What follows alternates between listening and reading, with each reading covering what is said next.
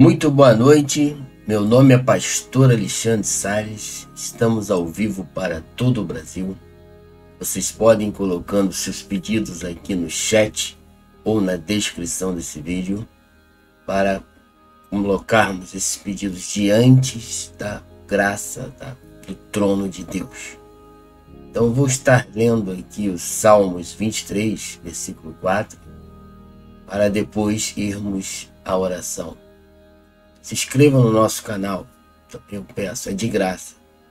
E você vai estar participando deste momento da oração e também dos vídeos mais à frente, posteriores, que vamos estar trazendo sempre a partir das 22 horas.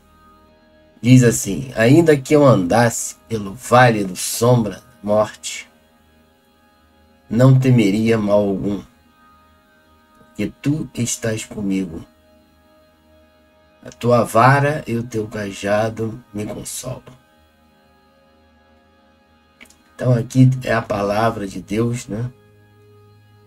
Mostrando que nós, que confiamos em Deus, podemos estar até passando diante do vale da sombra da morte. Você não temeria mal algum, porque você tem Deus na sua vida. Porque Deus é Deus dos vivos, não é Deus dos mortos. E Ele vai te sustentando para toda a eternidade. Ele quer te salvar, Ele tem te ajudado. Porque tu estás comigo, a tua vara e o teu cajado me consolam. Então a nossa esperança está no Senhor Jesus. E você não precisa ficar espantado, apavorado com esta vida. O que os demônios, a situação atual do Brasil e do mundo, nós estamos vendo tudo de cabeça para baixo. E a tendência é piorar. Mas você não vai ficar oprimido, porque o Senhor está contigo. Mesmo que você esteja passando nos portais, ou até mesmo dentro do inferno, o Senhor está contigo e você não vai temer mal algum que te aconteça. Porque Deus tem o poder, é o que tem te abençoado até essa data de hoje. E continuará nos abençoando. Eu confio em Deus. E se você também confia, você não precisa ficar espantado. Já estava descrito no livro, a palavra dele, que os últimos dias seriam terríveis. E essa tribulação que Jesus disse em Mateus 24, ela ainda não aconteceu, não.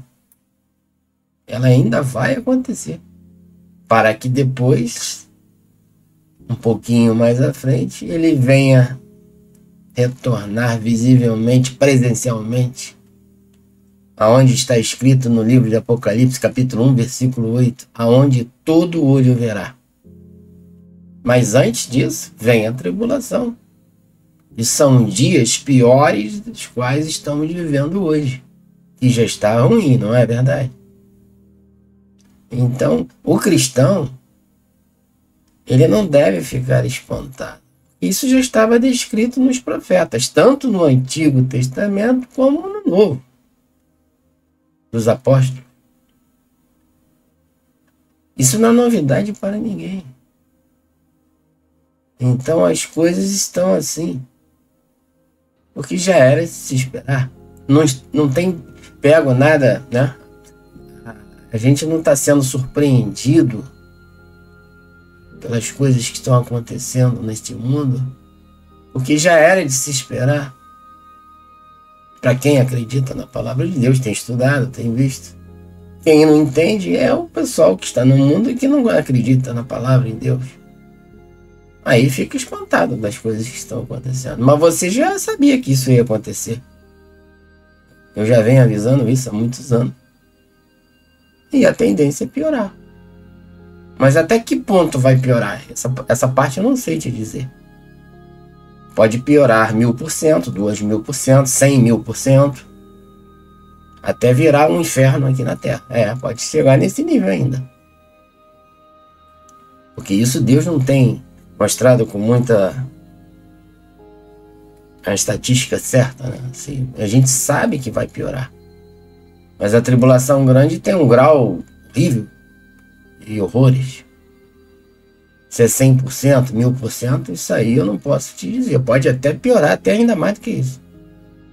Entendeu? Demônios na terra passeando. E você achando que está tudo bem. Normal. Não está. Vai chegar a esse nível. Ou seja, já está chegando. Guerras. Bilhões de pessoas sendo fulminadas em um piscar de olhos com essas bombas nucleares. Bomba atômica. Né? Muitas outras pestes. Coisas que eles estão fazendo. É o momento final, é isso que está prestes a acontecer. É uma tribulação tão ruim que desde que iniciou lá com Adão, jamais vai acontecer de novo esse tipo de tribulação. Jesus falou isso, e essa tribulação não aconteceu, posso te afirmar com certeza que ainda não. Ela vai começar a acontecer. Entendeu? E nesse momento final é que Jesus vai dar um basta. A tribulação é comparada como o fogo e enxofre de Sodoma e Gomorra. É comparada como o dilúvio. O dilúvio destruiu a humanidade no passado. Todos morreram afogados. Todos eles. Desde os idosos, jovens, homens e mulheres, adultos, e bebês, crianças. Todos ficaram debaixo d'água. Centenas e milhares de pessoas. Do mundo antigo. Somente Noé, 8 almas escaparam na arca de Noé, os animais. Os outros foram todos afogados.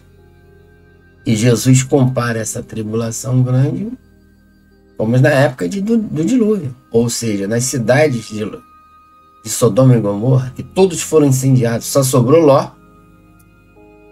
vivo. Aquelas cidades, todos morreram queimados, todos eles. Sobrou ninguém, nem animais. E é do mesmo modo que vai acontecer aqui na Terra. Só que não é mais o dilúvio nem o fogo do que vem do céu. Serão bombas, guerras, pestes, né? Várias coisas que estão acontecendo. E vão destruir milhares de pessoas num piscar de olhos. É isso que a Bíblia mostra. Só que em que grau, em que situação isso vai acontecer, eu não sei, porque eu não vivi ainda isso. Pode ser 1000% a mais daquilo que nós estamos esperando. Será um tempo tão ruim que as pessoas vão desejar a morte. Isso está escrito no Apocalipse. Porque é melhor morrer do que estar aqui vivo. É isso que está escrito. Entendeu? A palavra de Deus não mente. E aquilo ali não está no sentido figurativo. Não, não está não.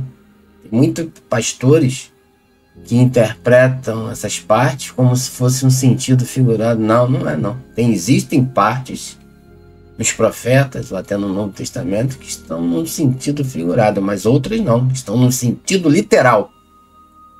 Entendeu? Quando Jesus fala da parábola do rico e do Lázaro, ele está falando uma situação real, no sentido literal, não tem nada de figurado ali. O rico foi para o inferno e o pobre foi para o céu. É isso que aconteceu e tem acontecido até agora. Ali não tem sentido figurado. São 7 igrejas do Apocalipse, no Apocalipse. São 7 igrejas que existiram no passado, no primeiro século. São 7 trombetas? São 7 trombetas. São gafanhotos que estão saindo debaixo da terra? Não, são demônios. Aí sim, no sentido figurado. Existem sentidos figurados, né, uma interpretação no sentido espiritual mais profunda, e existe o sentido literal, os 1000 anos do reinado de Cristo. Ali a igreja primitiva, até o 3º século, eles anunciavam a mensagem do Novo Testamento, dizendo que Cristo iria reinar aqui por 1000 anos. Depois que foi modificada, depois de uns 300 séculos depois da morte e ressurreição de Jesus. Depois tudo vai mudando, tudo vai perdendo sentido. Mas no início, eles pregavam isso. Os pastores do primeiro, segundo e terceiro século, os apóstolos. Depois se perdeu esse tipo de interpretação. E qual a interpretação correta? É a do início. O Espírito Santo tem me falado. Porque se você quiser estudar alguma disciplina, né, a teologia é a disciplina espiritual, a palavra de Deus. Se você quiser estudar medicina, se você quiser estudar o direito, a história de alguma coisa, você deve ir no início, na fonte, para compreender o meio e o fim, o todo. Você não deve partir os seus estudos do meio do caminho ou do final das coisas. Você não pode estudar teologia a partir do século da Reforma, século XVI, século XV, século XVII, a Idade Média, ou do século XX, XXI. Você deve estudar teologia do primeiro século, começando dali, do começo, do início, para entender o todo, se possível. Então, é da origem, é do primeiro século. E os primeiros cristãos, nos 300 primeiros anos depois da morte e ressurreição de Cristo, eles anunciavam que Cristo reinaria por 1000 anos. Todos eles. Porque eles afirmam de pé junto, com certeza, que eles receberam esses ensinamentos dos apóstolos de Jesus Cristo. Então, aonde está? Na Bíblia. Mas qual o tipo de interpretação que as pessoas estão fazendo da Bíblia? Da cabeça ou da tradição apostólica do Espírito Santo no início? Essa é a minha pergunta. Então, essas são as verdades. E você não deve ficar. E já estavam previstas. E tende a piorar. Mas você não vai ficar com medo. E Deus está contigo. Mesmo que você esteja passando nesse momento terrível. E Deus está te guardando. Então vamos ao momento da oração. Senhor Deus, nosso Pai, nós estamos te agradecendo aqui nesse dia, mais uma vez, pelo pão nosso de cada dia. Perdoa os meus pecados, perdoa as nossas falhas. E abençoa, meu Deus, as famílias aqui representadas. Os pedidos aqui de oração estão sendo colocados diariamente. E que Deus está vendo tudo aquilo que você está precisando nessa noite. Seu familiar, os nomes estão sendo colocados aqui. Abençoa as famílias aqui representadas. Abençoa aqui minha casa, abençoa os irmãos. Que todos sejam alcançados pela graça, glória de Deus. E que os sinais, as libertações, as curas, as maravilhas de Deus estejam alcançando a todos nesta noite. Continua conosco, curando, libertando e trazendo as bênçãos, lançando sobre todos os irmãos, todas as famílias. E a irmã, o irmão, o amigo, tem colocado o nome desse parente, dessa pessoa que está necessitando de um milagre, e eles recebam as respostas, os presentes das nossas petições aqui nesta noite. Porque o Senhor está conosco. O Senhor está à sua direita e está te guardando, te livrando de todos os males. Nós agradecemos pela paz de Deus que está sendo inserida nos corações nessa noite. A esperança da salvação em Cristo Jesus. E mesmo que você esteja andando ou ande no vale da sombra da morte, você não vai ter nenhum medo. Ficar tranquilo, porque Deus está te guardando, até mesmo lá. Então, meu Pai, continua abençoando as famílias, a vida espiritual, a vida sentimental, o casamento, retirando todos esses espíritos de contenda, de brigas no meio do lar, abençoando os irmãos, curando os enfermos.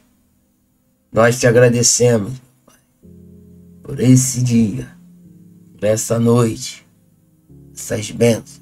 Que o Senhor continue nos dando sonhos, visões da madrugada, e seja uma bênção, uma paz, seja instaurada nas famílias aqui representadas. Eu te agradeço por tudo, abençoando aqueles que precisam de uma bênção financeira no seu trabalho, e abram-se as portas da prosperidade, a vida sentimental. Aqueles que estão com sintomas, enfermos, sentindo dores, sejam aliviados pela glória e a mão de Deus, né? E seus filhos, familiares, estejam dispersos, sejam alcançados como uma ovelha perdida, que voltem para o rebanho. Deus está trazendo de volta aqueles que estão dispersos. Ele tem o poder do convencimento. Pode convencer o homem do pecado, da justiça e do juízo. Então nós te agradecemos pelos milagres, pelas bênçãos que estão sendo invocadas aqui nessa noite, e temos a certeza que o Senhor está fazendo o melhor por nós.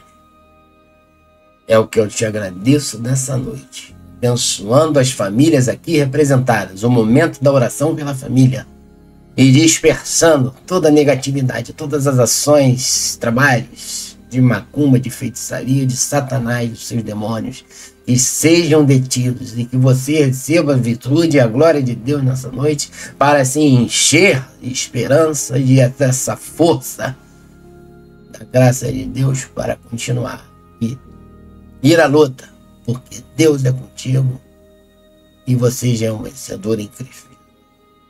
Então estamos aqui te agradecendo nessa noite, mais uma vez. Continua conosco, eu despeço o teu povo, as famílias aqui representadas, já sabendo do resultado da bênção, dos presentes que estão caindo nas nossas cabeças, nas nossas casas nesta noite. No nome do Pai, do Filho, do Espírito Santo, eu te agradeço por tudo. Amém. Então, meus irmãos, eu vou ficando por aqui. Meu nome é Pastor Alexandre Salles. Se inscreva no nosso canal, é de graça, para que você participe desse momento da oração. Compartilhe esse vídeo, deixe aquele like, isso ajuda aqui no engajamento. E não se esqueça de clicar no sininho para que você seja avisado novamente quando que vamos estar entrando aqui ao vivo neste momento. Um grande abraço, muito obrigado pela audiência. E até o próximo momento de oração pela família.